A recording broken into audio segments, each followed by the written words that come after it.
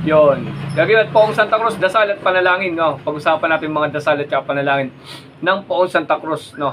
Kung tawagin nila ay Poong Santa Cruz alitagtag, no?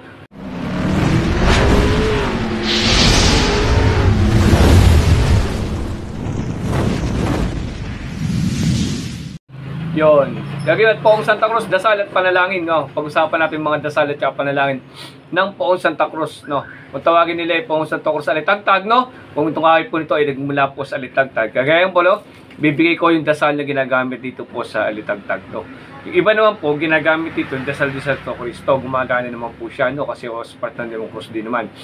Pero meron pa kasing iba na ginagamit dito na dasal na para sa Poong Santa Cruz, no? Iba-iba din po kasi merong dasal yung iba, merong ibang dasal, no? Pero siyempre kailangan din natin na manawa na meron kasing kanya-kanyang ginagamit, no? Pero gumagana po lahat. Kung anong gumagana, yun po ang gamitin natin. Basta legit po na nagagamit, no? Bibigay ko po sa inyo ngayon yung panalangin po dito sa ating Poong Santa Cruz, no? Okay, kung tawagin natin na alitagtag, kung kahoy po ito ganyan. Bibigyan ko lang po ng mga dating idea po lang kagimat, no? Teka lang po, may maingay. Ito nang kunting dagdag kaalaman po mga kagimat, no? Para sa ating Poong Santa Cruz alitagtag, no?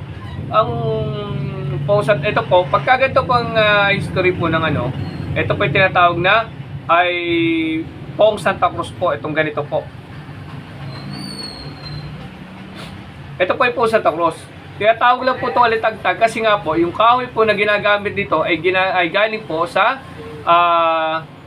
simbahan po ng alitagtag sa Batangas po. No, pag doon po galing yung kahoy nyo, ito yung tatawagin natin na Poong Santa Cruz alitagtag. Pero kung ito naman po ay kahoy nyo ay dignum no po na galing Banahaw, Poong Santa Cruz na dignum lang po siya, no? Hindi po siya alitagtag. Ano po? Ngayon, kung ito naman po kagaya nito, anubing, no? Poong Santa Cruz kahoy na anubing, hindi po alitagtag, no? Kasi po, ang ginagamit nga pong kahoy ng history, para po dagdag kaalaman po sa iba, no? Ang ginagamit pong kahoy sa simbahan ng alitag, ang ginagamit pong kahoy ay anubing. Para magaliano po, no? Ang ginagamit pong kahoy doon ay anubing. Misa mamuti-muti, misa madilaw, na gantong madilaw. Pag tumatagal, nagbi-brown hanggang sa mangitim, no? Ngayon po, kagimat to. Ang kahoy po sa simbahan ng alitagtag ay anubing po na kahoy. Opo, ito po yung magaan na, maunat na, matibay. Opo, ito po gagamit sa krus ng alitagtag sa simbahan ng alitagtag Batangas, no? Ngayon, pagka ito ginamit po sa simbahan ng krus po, no, yung po tinatawag na alitagtag na kahoy. Kaya po, ang Santa Cruz alitagtag po, no? Ngayon, kagimat, kung ito naman ay naging tawag dito, ang kahoy niya ay sinukuan, Poong Santa Cruz sinukuan pong kahoy. No po, yun po, para dagdag idea lang po sa iba, no? Para dagdag kaalaman lang po ito, no? Okay? Pag hindi po nanggaling sa simbahan ng alitagtag po yung inyong kahoy, eh hindi po yan matatawag na alitagtag. Poong Santa Cruz alitagtag. Tatawagin na po niya Poong Santa Cruz, tapos sabihin nyo kung anong kahoy niyo po. Kagaya po ito, Poong Santa Cruz anubing na kahoy. Pero hindi po siya alitagtag. Pero ang ginagawa pong alitagtag po ay anubing na kahoy. Kasi po ito ay kinuha po namin, yung kasama ng mga tinesting namin. Pero ito po ay anubing po na ginagamit din sa kahoy na alitagtag. Opo, yan. Ito po talagang legit talagang ginagamit talagang kahoy sa alitagtag, ang anubing po, no? Kaya,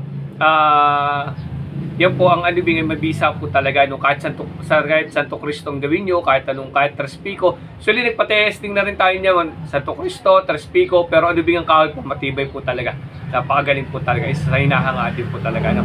Kaya yan, dagdag idea po, no? Ngayon, lagi, yung iba kasi ginagamit dito ay dasal po ng Santo Cristo, pero gumagana po siya. Dagdag PDL po, no? Ginagamit yung iba kasi dito, Santo Cristo, no?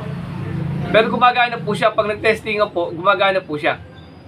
Ito po yung Jesus suspeme derem betautem dis miserere nobis igni natura ng botorite gracious homo salvator. Gumagana din po siya. Pero meron po talaga Poong Santa Cruz talaga ginagamit. No? Bibigay sa inyo bibigay ko yung ating Santo Cristo. No? Ito yung Santo Cristo. Ito. Yan po. Yan po isa Santo Cristo na ginagamit din nila dito na gumagana din naman po, no? Pero meron pa pong isa na gagamitin tayo na pang Poong Santa Cruz. Okay? Ito yung gagamitin natin dito, no? Ngayon, kung saan kayo mas komportable at gumagana sa inyo, pwede naman gamitin. O yung iba sabihin, hindi pwede yan, Santo Cristo, hindi pwede, alitagtagin. Nagaganon po, nagpapataasan po, no? Pero po gumagana. Kasi po nasubukan namin eh. Nagte-testingan din po kami, subukan namin, no? Kaya yung po, respeto na lang din kung paano kayo kalulog na nagagana po sa inyo, no? Okay? Ito po, no? Ibibigay ko na kagimat yung ating panalangin ng Poong Santa Cruz. Okay? Ito na po siya.